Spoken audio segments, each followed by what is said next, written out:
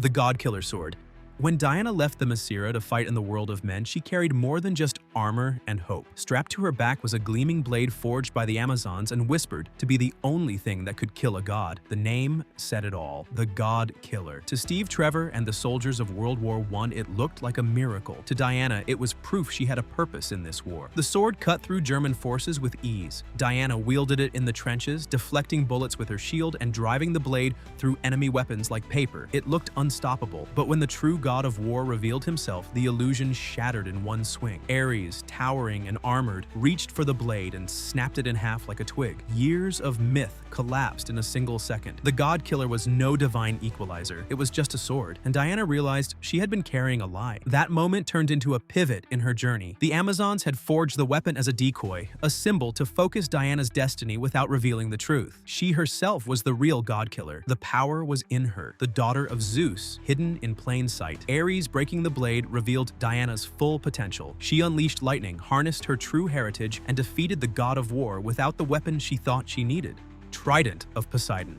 Long before Arthur Curry was born, Atlantis tore itself apart. A kingdom split between loyalty, greed, and fear sank beneath the waves, leaving behind relics that could decide who ruled its future. At the center of that legacy was the Trident of Atlanna, often called the Trident of Poseidon, a weapon so powerful it crowned kings. Atlanna, Atlantis' first monarch, vanished with the trident when the kingdom collapsed into the ocean. Legends said whoever reclaimed it would have the right to unite the fractured realms. For centuries, it stayed hidden, locked away in the depths, guarded by the monstrous Carathan. The trident became a myth, a bedtime story whispered in royal halls until Orm sought it to wage war on the surface world. But the weapon chose Arthur, half human, half Atlantean. He was never fully embraced by either world. His quest for the trident was more than treasure hunting. It was survival for two civilizations on the brink of war. The journey led him into the Dead King's lair, where even a seasoned Atlantean warriors refused to go. Facing the Carathan, Arthur proved himself not through strength, but through understanding. The creature recognized a true ruler, and the trident passed into his hands. When Arthur rose from the ocean with the trident glowing in his grasp, Atlantis' destiny shifted. Armies once divided bent to his command. Ocean currents and sea creatures rallied at his side. The battle against Orm was the kingdom acknowledging who their king really was. The trident was a crown carved from gold and power, uniting a people who had been fractured for millennia.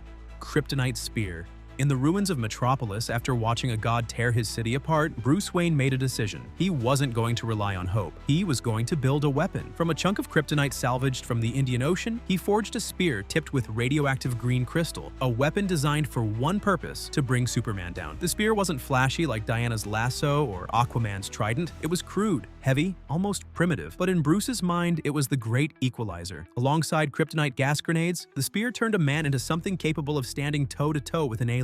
Their clash in Batman v Superman wasn't just fists and armor. Every swing of that blade was Bruce's paranoia carved into steel. He drove Superman to the ground, pinned him with chains, and nearly ended the Man of Steel right there. But fate had other plans. When Doomsday rose from the corpse of General Zod, the spear's role shifted. Suddenly, the weapon built from mistrust became humanity's only shot at survival. Superman, weakened by kryptonite but driven by something bigger than himself, took up the very weapon that was meant to kill him. He flew straight into Doomsday's chest, driving the spear home while absorbing the monster's killing blow. The clash ended with both lying dead in the rubble. Bracelets of Submission. Forged from the remains of Zeus's shield, the Bracelets of Submission are indestructible relics, a reminder of the Amazons' bondage and their vow to never be enslaved again. What started as a symbol of restraint became one of the deadliest tools in Wonder Woman's arsenal. From the moment Diana stepped onto the battlefield in World War I, the bracelets defined her fighting style. Bullets, mortars, even artillery. The Steel Guards absorbed it all. Soldiers watched in shock as she sprinted across no man's land, deflecting an entire barrage with her wrists. The bracelets didn't just block attacks, they turned defense into dominance, forcing enemies to waste firepower against a wall they could never crack. But the true power came when Diana crossed them. The impact unleashed a concussive shockwave, blasting back enemies and leveling the ground around her. She used it against German troops, parademons, and even Doomsday. In Batman vs Superman, that shockwave rattled a monster that shrugged off missiles. In Justice League, it sent Steppenwolf reeling. The move became her trademark, a signal that the fight had just turned. Unlike other weapons, the bracelets don't leave Diana's side. Swords can shatter, shields can break, but the bracelets endure. They're part of her identity, tied to her Amazon heritage and her divine lineage. Every time she raises her arms, she carries both history and power, a culture's scars turned into unbreakable armor. Black Trident. For years, Black Manta was fueled by rage. His father's death lit the fire, and every encounter with Arthur Curry only stoked it higher. But anger alone wasn't enough. When Aquaman and the Lost Kingdom begins, David Kane finds something that promises to finally tip the scales: the Black Trident. This weapon was born of corruption. The Trident belonged to Kordax, the banished brother of King Atlan, locked away with Necrus and his dark magic. Its blades carried the power of ancient sorcery, but with a price. Whoever wielded it didn't control the Trident controlled them. When Manta took hold of it, the change was immediate. His eyes burned with unnatural light, his strength surged, and his vendetta grew into obsession. The Black Trident whispered to him, amplifying his hate for Arthur until nothing else mattered. With its power, Manta commanded cursed armies and threatened to unleash a frozen apocalypse that would drown the surface world. But the curse was already in motion. The more Manta used the Trident, the more it drained him. His will, his humanity, even his freedom, all eroded by the relic's dark influence. By the final showdown, the weapon's true nature was clear. It turned him into a vessel. Arthur and Orm faced him together, and in the chaos, the Trident was destroyed. The curse broke, and with it, Manta's last chance at revenge. What should have been his ultimate weapon became his undoing. Mother Boxes. Long before the Justice League stood together, Earth nearly fell. In ancient times, Darkseid led an invasion to remake the planet in his image. His ultimate weapon was 3 living machines called Mother Boxes. Forged on Apokolips, each Mother Box could manipulate matter at a molecular level. Combined, they formed the Unity, a force capable of reshaping entire worlds into scorched reflections of Darkseid's home. But the invasion failed, and the boxes were left behind. One was entrusted to the Amazons, another to the Atlanteans, and the last buried by mankind. For thousands of years, 3 civilizations became reluctant guardians of the most dangerous technology in the universe. When Steppenwolf returned, those ancient promises cracked. The Amazon's box was the first to awaken, its power glowing like a beacon. Atlanteans fought to guard theirs in the depths, while humans had long forgotten the box buried under their soil. But the most unexpected twist came when the last box was used to save Victor Stone. The technology fused with his broken body, and Cyborg was born. Proof that the Mother Boxes weren't just engines of destruction, they were also creators of life. In Justice League, the fight revolved around those 3 glowing cubes. Steppenwolf's mission was simple: unify the boxes, terraform Earth, and win back Darkseid's favor. The League's mission was the opposite: stop the Unity at all costs. Superman's resurrection, Cyborg's evolution, even the final battle, all of it tied back to the Mother Boxes. In the DCEU, no other weapon shaped the battlefield of gods and mortals more than those 3 silent cubes humming in the shadows: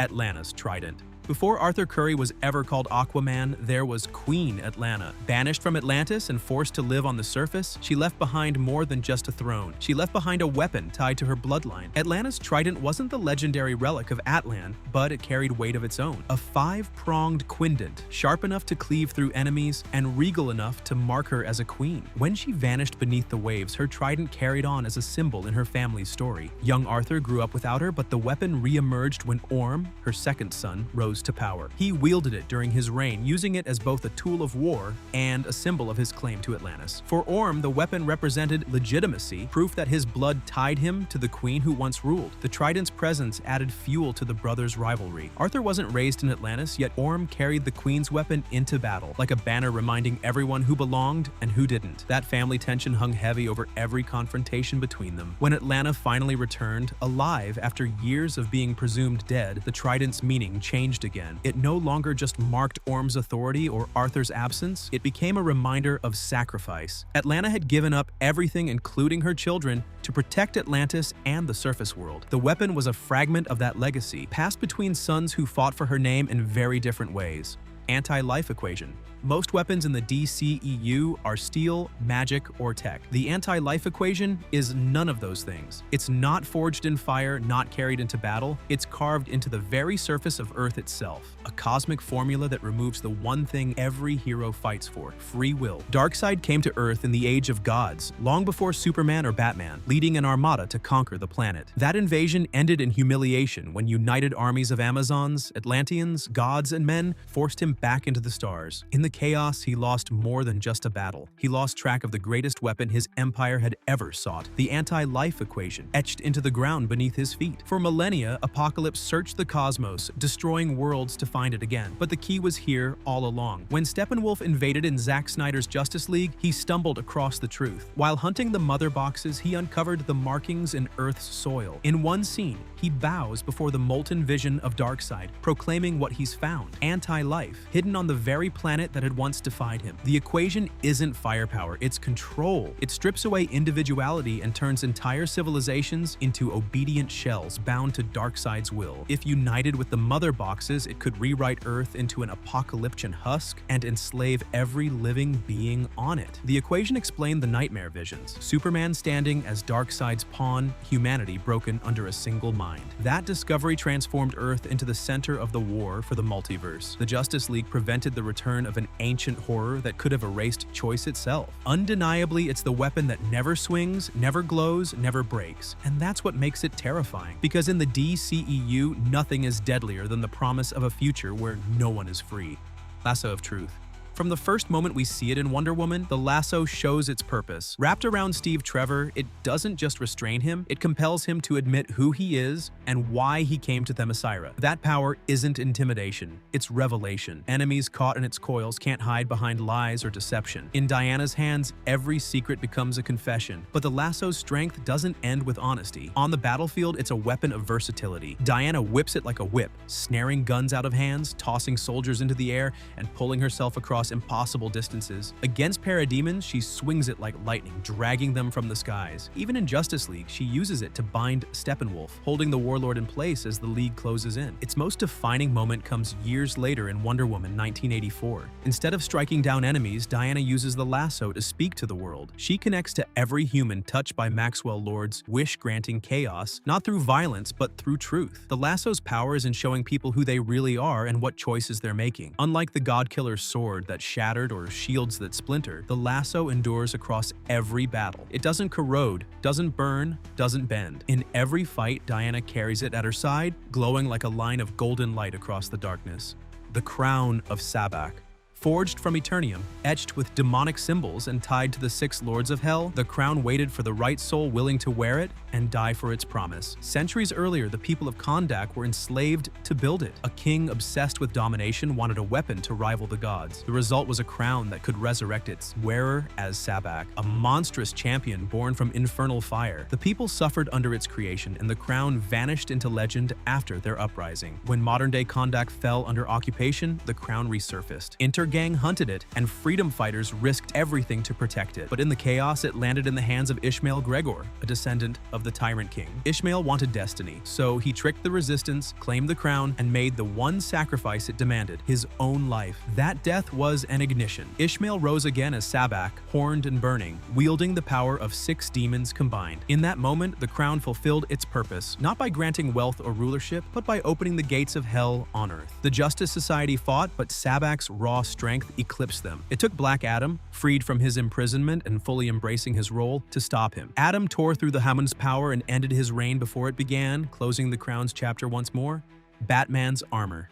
Bruce Wayne had faced mob bosses, mercenaries, and psychopaths, but none of them could level a city with their bare hands. After watching Superman and Zod flatten Metropolis, he knew fists and gadgets weren't enough, so he built something new. A walking tank, heavy plating, reinforced hydraulics, and lined with kryptonite weapons. This was designed for one fight, man versus God. The armor made its debut in Batman vs. Superman, and it turned Gotham's rooftops into a war zone. With every step, the suit amplified Bruce's strength. He threw Superman through walls, slammed him into pillars, and matched him punch for punch. At least while the kryptonite gas was in play, the helmet glowed with cold eyes, and for the first time, Batman looked like he could actually hurt the most powerful being on Earth. But the armor had limits. Every clash dented the plating. Every blow from Superman bent the suit closer to breaking. Even with reinforced hydraulics, the Dark Knight was getting tossed around like a rag doll when the kryptonite wore off. The armor could level the playing field, but it couldn't make Bruce a god. What the suit really represented was paranoia. Bruce put his nightmares into steel, convinced that if Superman ever turned against humanity,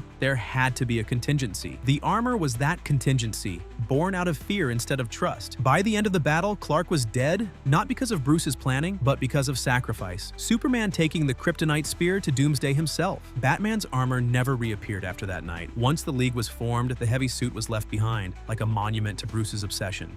Steppenwolf's Electro-Axe.